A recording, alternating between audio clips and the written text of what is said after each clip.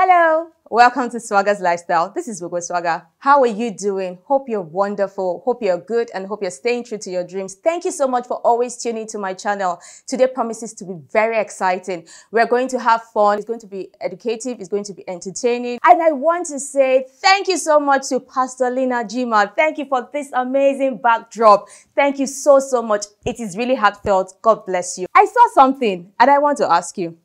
It's actually a fact. I think it is because I've tried it sometimes and it worked. Do you know that holding money in your hand reduces stress and pain? Because right now I'm feeling on top of the world. So you should try that. So because today we're talking about money. Have you subscribed to my channel? Please do. Just click on the subscribe button and then turn on your notification with the bell button. So whenever it is I post a video, you will get to see it. Don't go nowhere. I'm coming back. Welcome to Swagger's Lifestyle. So today we are speaking with an expert when it comes to money making and when it comes to financial intelligence. So I'll allow him to introduce himself. Please introduce yourself. Okay, good afternoon. My name is Babatunde Emmanuel Faro. The CEO, Emerald Medals Group, is a financial advisory and management group based in Abuja. So I think that's it about me. So would you like to tell us your net worth? Okay, I think some few zeros of nairas. But I think I'm comfortable, and it's a journey, and on the fair value of it, I think we are doing quite well. So our money is safe in your hands if it comes to you? Money, it's a currency. And for every businessman, even when you're not in financial advisory or management, when people can't trust with money, then your chances of doing well in business is very, very slim. So as far as I'm concerned, I think, yes, I think your money is safe here. Good. So there's a video or a couple of videos that I saw. My dear sister, refuse to look like your problems. As in, refuse to look like your problems. Fix your nails, make your hair, and be beautifully broke. While I know they finish. If you don't spend your money, then who will? What if all your money ends? I've been broke before. I didn't die. If I spend money, I'm paying taxes. So I'm building my country. It's called being patriotic. I'm practicing for being rich. A lot of people see videos like this and they run with it. And you know, some of those people that do skits like this, they are influencers in their own right. So how do you balance the YOLO living and having a disciplined financial life? Those two videos, if I want to sound quite funny, I think I also want to spend the money. But again, there must be a balance between spending and prudence. That's investment. Yes, when you invest and you made quite a bit of returns, it's only fair that, okay, you also spoil a little upon yourself to enjoy the fruit of what you've done. And the problem is when you're spending what you don't have, and you're spending all you have, or probably even going overdraft to spend. That's when the problem comes in. But when there's a balance between investing and spending, I think it's something you can. When you work so hard, you invested so hard, you made profit. It's only also saying that you also spend a little on yourself. But again, you also have to be careful that you're not spending your capital at every point in time. So all these people that say problem no they finish, spend the money, tomorrow we don't know. What do you think about things like that?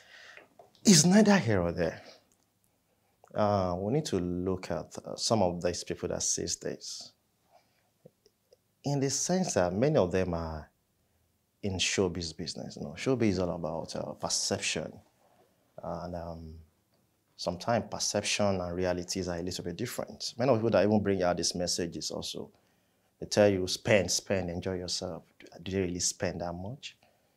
So it's for us as people, as citizens, to be sure that you are filtering through these messages and taking the one that will work for you, and also looking behind some of these advices, some of these skits, some of these videos. It's showbiz. They want to tell you something to make you feel good.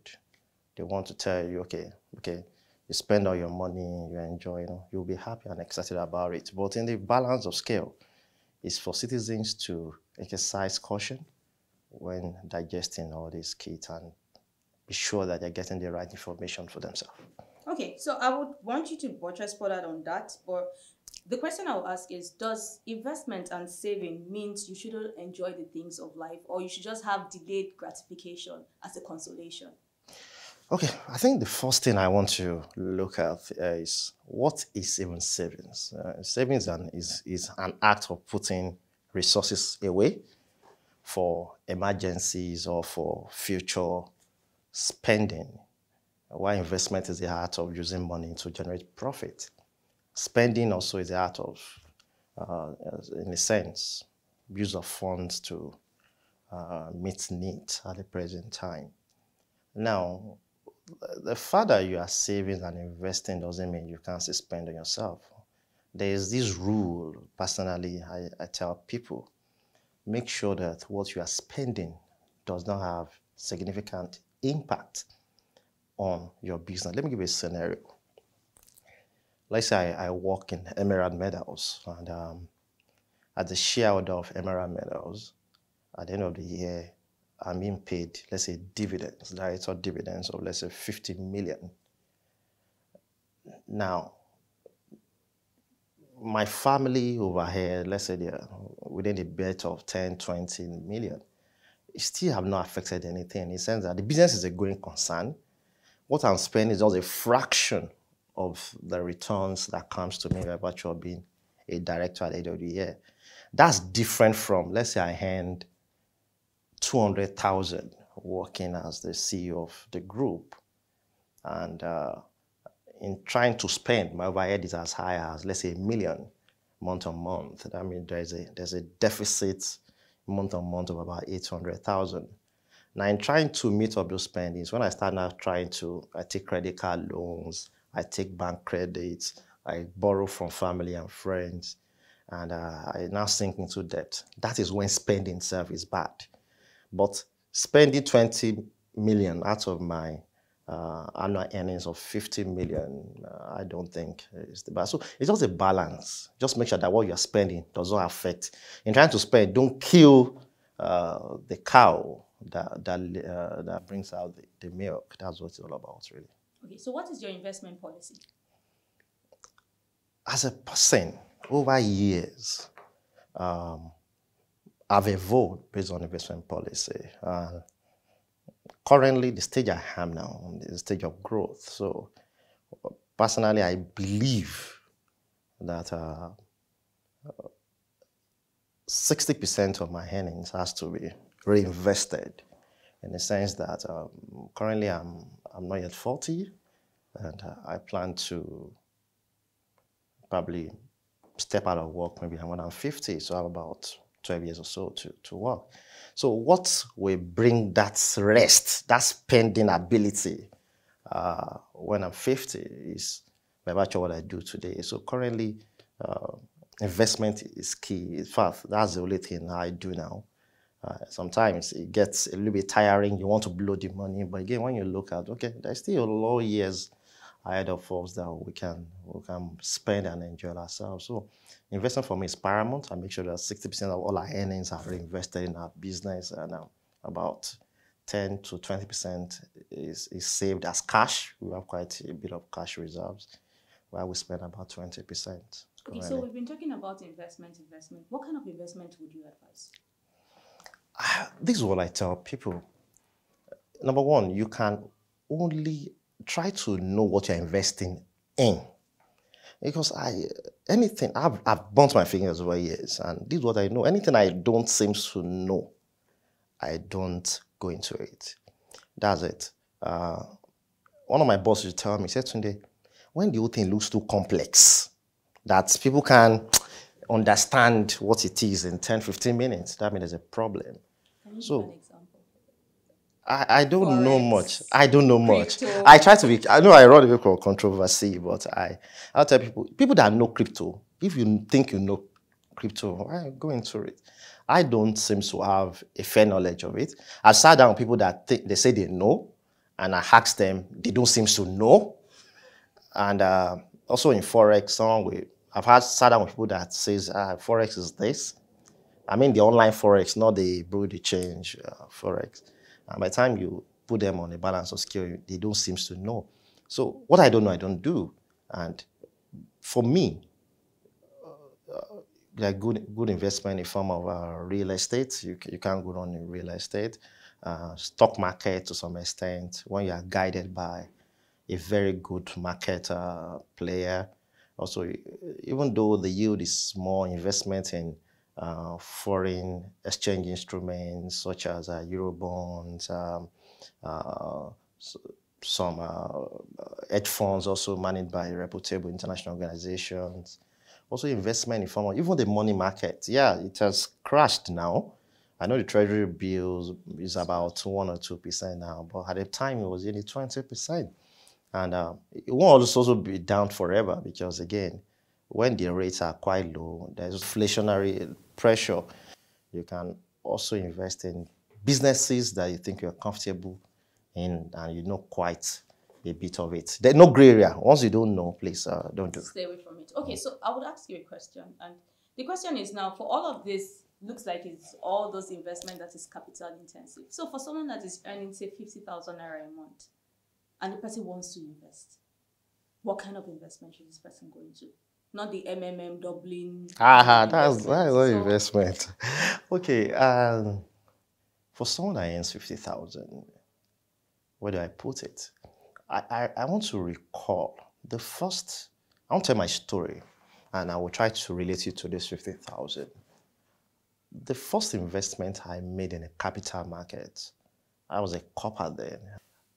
And I think I invested then in Fidelity Bank and Dangote Sugar. How much was the shares then? It was an IPO, 1,000 units, sold at 4,000. So even with 50,000, you can still get a CSS account. You can get a good stockbroker that will advise you on that. Also, I also know FGN, Federal Government Savings Bond, that one that was introduced about 2-3 years ago. I know you can invest as low as 10,000. I know those days of treasury bills, when retail investors can still buy treasury bills. I know you can invest as low as 100,000. So some of these things, people think you need to have 1 billion or so. And sometimes it's better to even start small. In starting small, you learn your lessons. It's easier to lose 100,000. You'll feel bad, but it's tougher when you're losing 1 billion.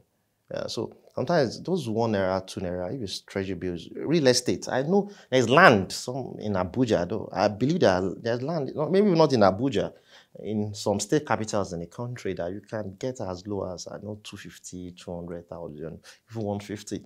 So having 50,000, 100,000 is not a barrier, really. You need to just purport in your heart to start, no matter how little it is. Because if you don't start with 100,000, then you won't start with 2 billion, really. So the watchword is start small. Just start anyhow, start small. Good. So how do I develop a monthly and a financial budget? Okay. This one, I learned this from my dad growing up. I remember then, when we were growing up, before the month, he sits us down and asks what are the things we are likely to need in the course of the month. So he takes those information. I noticed he used to write down. At the end of the month, he would write down and he would say. So basically, these are things. You need to sit down and think clearly. Yeah, you might not be able to have all the variables. You need to sit down, okay, in doing budgeting and family plan, what do I want to achieve this month?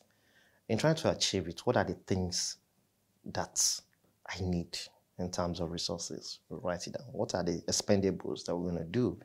Tend to write it down. Because what it does is that it also keeps you in check. Okay, let's give you a scenario. Because if you don't plan, sometimes you don't know if you have gone AYR or you are running at a more prudent cost. So basically, it's just to sit down, purport in your mind, this is what we want to do in the course of the month. and come up with the resources needed, post input and output. That's how you come up with it. Okay, so what percentage should I use as my budget? What percentage should I use as my investment? What percentage should I use as my savings when income coming? It's very difficult to tell people that. It depends on what you want. But on a fair value, if what comes in 100%, savings should be at least minimum of 10% or so, because savings really is for emergencies and short-term expenditure that will come in soon. Maybe 10% for savings, or maybe 20% for savings. Spendings can take about 50%, is still okay. Then you can probably be reinvesting 30% out of it. So 50% for overheads, running costs, yeah. 20% for savings, so 30% should for be investment. Investment, yeah. Okay.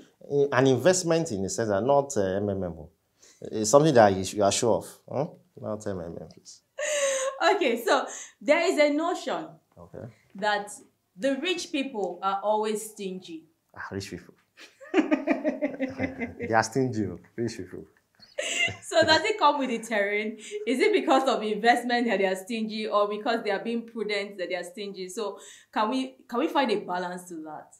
I'll probably give like an example. Maybe that's happened to you, or maybe you do it to people. I've heard that rich people are stingy. Also, I think they are stingy. When we see rich people, but again, on the fair value of it, I said, maybe, are they really stingy?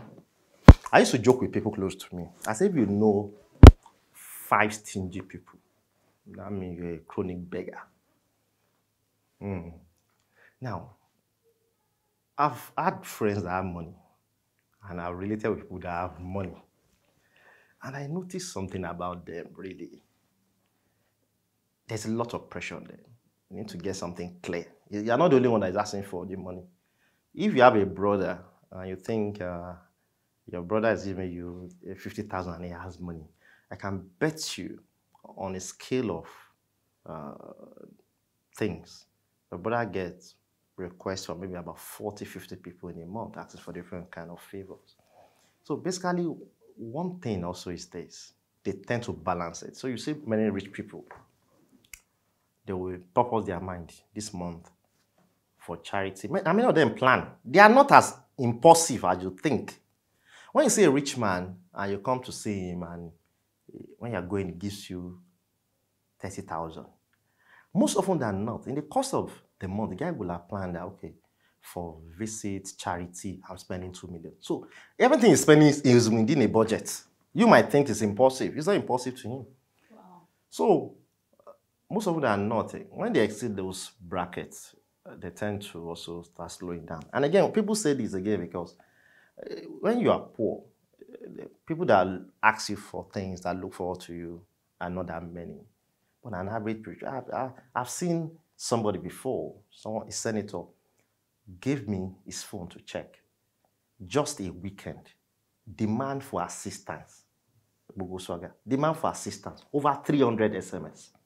What? For assistance now, alone? He's telling me, Tunde, if you go to my office, letters that my PA is handling, mails. So, friends. So, it's again, I tell people, that's what limits. People that take, they don't have limits. If you give, you kill yourself. We also talk about you. So, they are stingy, but again, they are not stingy. I think they are just prudent, really. Okay, so that's fair enough, because even some of us that are still coming up, we know how we get requests. And, because of all this pandemic and everything, it's just been very, very, very crazy out there. Quite as well. Okay, so we are going to our opinion poll segment. I saw something. It says it's a 10-year psychological study. And it found out that men who their wives kiss before leaving to work, they live longer and they earn higher. Is that true? I don't know.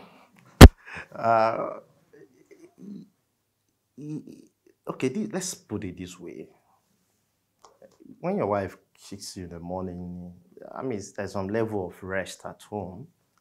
And it's also expected when the home front seems sane, you have a better impetus, a better environment to be more productive at work. Because if you have an unsettled family, it's going to affect your productivity. I like it to be more productive, but I don't have that data. I like working with data. If somebody can show me, okay, within the time, 10,000 men, their wife gives 5,000. Wife did not kiss 5,000. They work on the 5,000. I like working with data, but on the face value, when the home side is secured, it's expected that you'll be more productive at work. So what do you think? Do you think it's true? Do you think it's correct? Has it happened to you before? So wives out there, and you kiss your husband, do your husband earn more and all of that? So just put your comment in the comment section and let's see what you think about it.